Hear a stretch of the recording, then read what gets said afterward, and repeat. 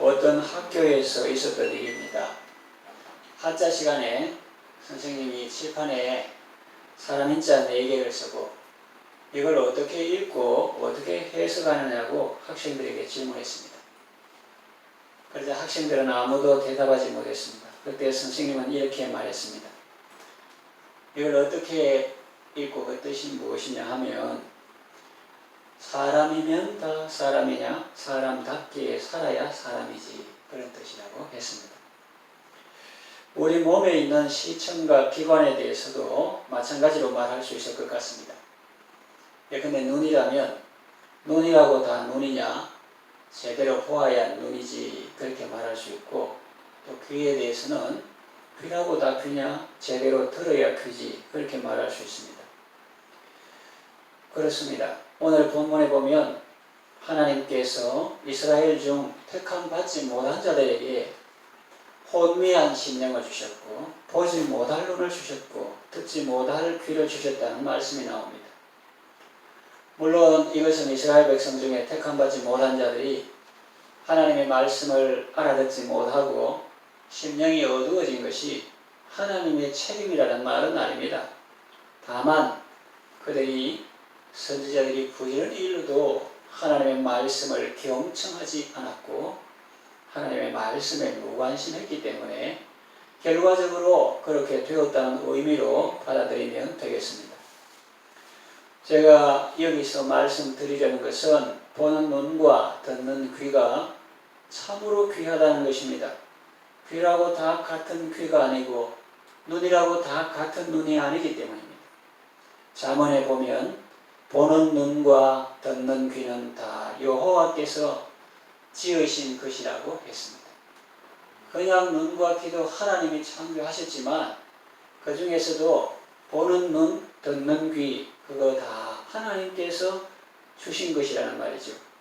내가 잘나서 보고 내가 똑똑해서 듣고 내가 명석해서 깨닫는 것이 아니라는 말씀입니다.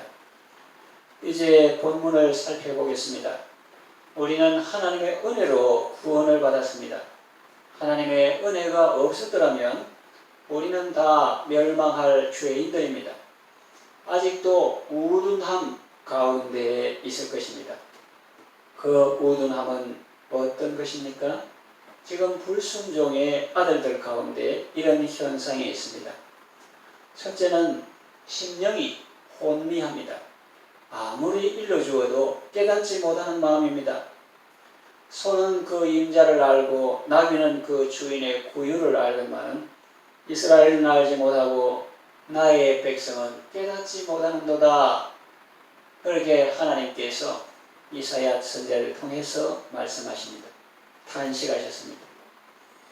우리도 심령이 어두워지면 이렇게 될 수 있습니다. 그렇게 되지 않도록 늘 깨어 기도해야 합니다. 둘째로 눈이 있어도 보지 못합니다. 예수님 당시 유대인들은 예수님을 보고도 알지 못했습니다. 오늘 우리도 욕심의 눈이 어두워져 있으면 주님을 볼 수 없습니다. 마음이 청결한 자는 복이 있나니 저희가 하나님을 볼 것이니요 했는데 마음이 청결하지 못하고 탐욕과 교만과 거짓이 가득하니 예수님이 있어도 보지 못하고 말씀을 들어도 깨닫지 못하고 성령께서 역사하셔도 듣지 못하고 그렇게 되는 것입니다. 성경 말씀을 눈으로 보고 읽어도 그 말씀 속에 감추어진 것들을 볼 수가 없습니다. 이것은 마치 자동차를 운전할 때 마치 창문이 다 가려진 차를 운전하는 것과 같아서 참으로 위험한 것입니다.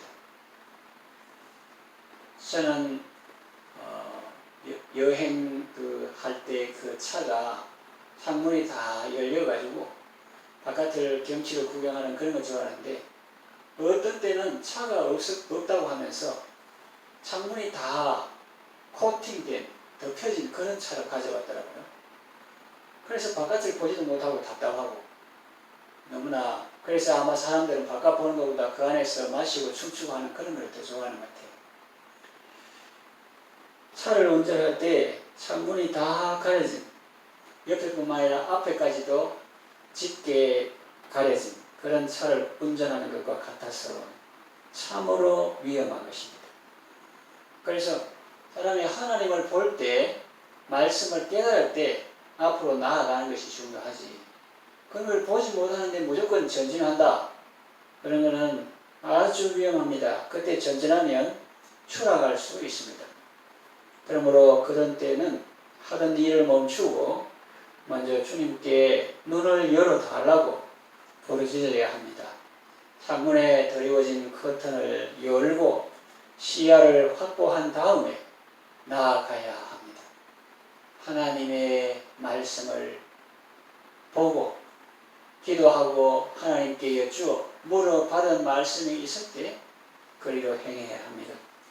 발람 선지자는 욕심의 눈이 어두워 가지 말아야 할 곳에 갔다가 결국은 망하고 말았습니다.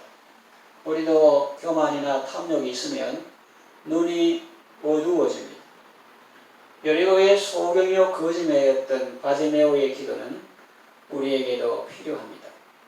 내게 무엇을 하여 주기를 원하느냐 했을 때 주여 보기를 원합니다. 그렇게 말했습니다. 그리고 우리는 이미 보고 있으니 그런 기도는 필요 없지 않습니까? 이런 생각을 하지만 사실은 본다고 해도 잘 못 보는 경우가 많아요. 육신의 눈만 가지고 당대의 것만 보고 후대의 것은 보지 못하고 또 육신의 것만 보고 영적인 것은 보지 못하고 금생의 것만 보고 내세의 것은 보지 못하고 그렇게 본다고 하지만은 보지 못하는 경우가 많기 때문에 주께서 내게 무엇을 하여 주기를 원하였느냐. 라오디게아 교회도 부요하여 부족한 것이 없다 했지만은 눈먼 것, 보지 못하는 걸 알지 못한다. 그렇게 예수님께서 책망하셨죠.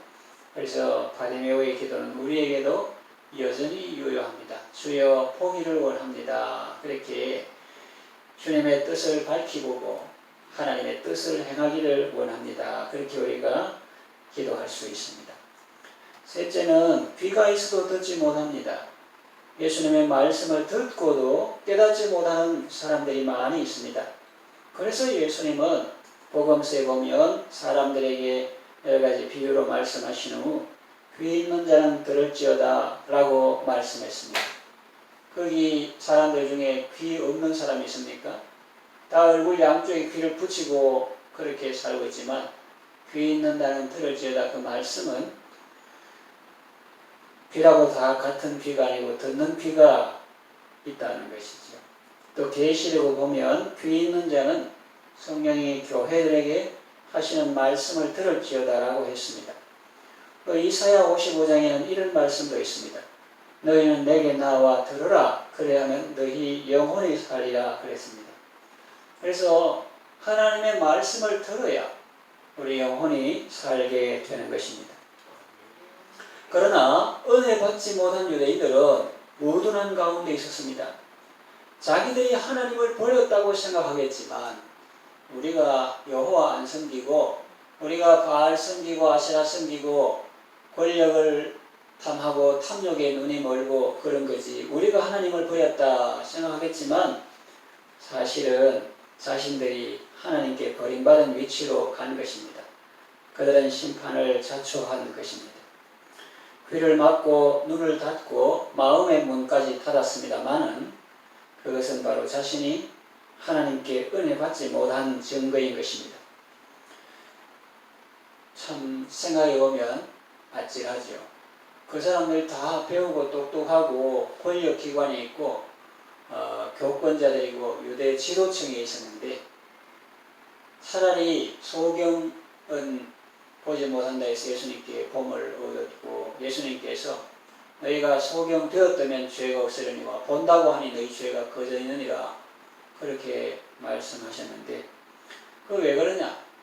그 사람들이 하나님의 은혜를 받지 못했기 때문에 또 그들이 혼미한 심령과 보지 못하는 눈과 듣지 못하는 귀가 하나님이 그렇게 만들었기 때문에 하나님 책임이다 그런 게 아니라고 했습니다. 처음에 그 사람들이 스스로 하나님을 싫어하고 그러기 때문에 스스로 그것을 자초한 것이라고 했습니다. 유대 대제사장이나 오랜 동안 하나님을 섬기고 성경을 필사한 그런 사람들도 우둔한 가운데 있는 사람들이 있었는데, 충격적인 것은 우리도 하나님께서 은혜를 주시지 않으면 그렇게 될 수 있다는 것입니다. 그러므로 우리는 겸손한 마음으로 이렇게 기도해야 할 것입니다. 주여, 혼미한 심령과 보지 못하는 눈과 듣지 못하는 귀를 거두어 주시고, 이제는 듣는 귀를 주시고 보는 눈을 주시고 깨닫는 마음을 주세요. 오늘 설교 제목과 같이 주여 은혜를 주옵소서, 그렇게 하나님께 기도해야 합니다. 하나님의 은혜로 예수님을 바라보게 하시고, 안 계신다 어딨노? 그렇게 할 게 아니라 그 나사렛에서 오신 이단의 괴수지 하나님의 아들이 어딨노? 그렇게 하는데, 예수님 바로 옆에 계시고 우리 삶 가운데 계시고 날마다 우리와 함께 하시는데, 하나님의 은혜로 예수님을 바라보게 하시고 그래서 구원받게 하소서, 그렇게 기도하시기를 바랍니다. 그래서 하나님의 은혜로 밝은 마음과 또 보는 눈과 듣는 귀를 가지시고 온전하고 복된 삶을 살아가시기를 바랍니다.